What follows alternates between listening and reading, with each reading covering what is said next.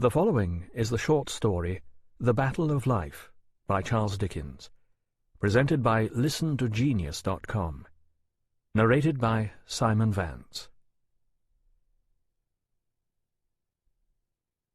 Once upon a time, it matters little when, and in a stalwart England, it matters little where, a fierce battle was fought. It was fought upon a long summer day, when the waving grass was green. Many a wild flower, formed by the almighty hand to be a perfumed goblet for the dew, felt its enamelled cup filled high with blood that day, and shrinking dropped. Many an insect, deriving its delicate colour from harmless leaves and herbs, was stained anew that day by dying men, and marked its frightened way with an unnatural track. The painted butterfly took blood into the air upon the edges of its wings. The stream ran red. The trodden ground became a quagmire, whence, from sullen pools collected in the prints of human feet and horses' hoofs, the one prevailing hue still lowered and glimmered at the sun. Heaven keep us from a knowledge of the sights the moon beheld upon that field, when, coming up above the black line of distant, rising ground, softened and blurred at the edge by trees, she rose into the sky and looked upon the plain, strewn with upturned faces that at once at mothers' breasts sought mothers' eyes, or slumbered happily. Heaven keep us from a knowledge of the secrets whispered afterwards upon the tainted wind that blew across the scene of that day's work, and that night's death and suffering. Many a lonely moon was bright upon the battle-ground, and many a star kept mournful watch upon it, and many a wind from every quarter of the earth blew over it before the traces of the fight were worn away. They lurked and lingered for a long time, but survived in little things. For nature, far above the evil passions of men, soon recovered her serenity, and smiled upon the guilty battle-ground as she had done before, when it was innocent. The larks sang high above it, the swallows skimmed and dipped and flitted to and fro, the shadows of the flying clouds pursued each other swiftly over grass and corn, and turnip field and wood, and over roof and church spire in the nestling town among the trees, away into the bright distance on the borders of the sky and earth, where the red sunsets faded. Crops were sown, and grew up, and were gathered in. The stream that had been crimsoned turned a water-mill. Men whistled at the plough. Gleaners and haymakers were seen in quiet groups at work. Sheep and oxen pastured. Boys whooped and called in fields to scare away the birds. Smoke rose from cottage chimneys. Sabbath bells rang peacefully. Old people lived and died. The timid creatures of the field, the simple flowers of the bush and garden, grew and withered in their destined times. And all upon the fierce and bloody battle-ground, where thousands upon thousands had been killed in the great fight. But there were deep green patches in the growing corn at first, that people looked at awfully. Year after year they reappeared, and it was known that underneath those fertile spots heaps of men and horses lay buried, indiscriminately, enriching the ground.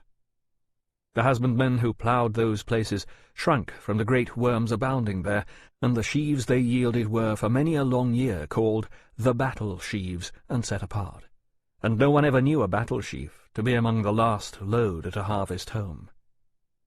For a long time every furrow that was turned revealed some fragments of the fight. For a long time there were wounded trees upon the battle-ground, and scraps of hacked and broken fence and wall where deadly struggles had been made, and trampled parts where not a leaf or blade would grow. For a long time no village girl would dress her hair or bosom with the sweetest flower from that field of death, and after many a year had come and gone, the berries growing there were still believed to leave too deep a stain upon the hand that plucked them. The seasons, in their course, however, though they passed as lightly as the summer clouds themselves, obliterated in the lapse of time even these remains of the old conflict, and wore away such legendary traces of it as the neighbouring people carried in their minds, until they dwindled into old wives' tales, dimly remembered round the winter fire, and waning every year.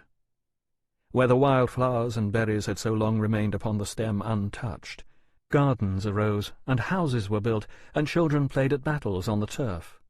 The wounded trees had long ago made Christmas logs, and blazed and roared away.